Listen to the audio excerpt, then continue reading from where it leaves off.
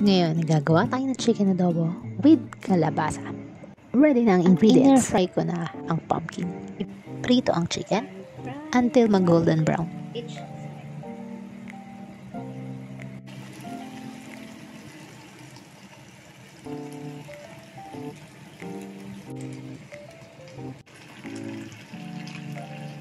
Pwede na tanggalin ng manok kapag luto na.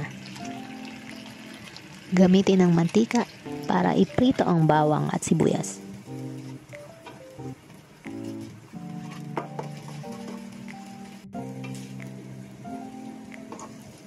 Kapag malambot na ang sibuyas, ibalik ang pritong manok.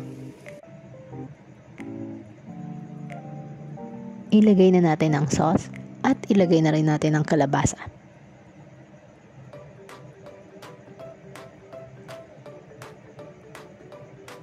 Pakuluan lang ng 40 to 50 minutes.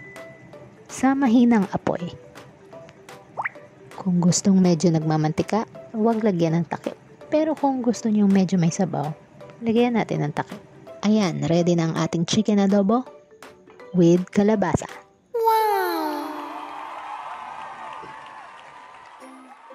Follow for more!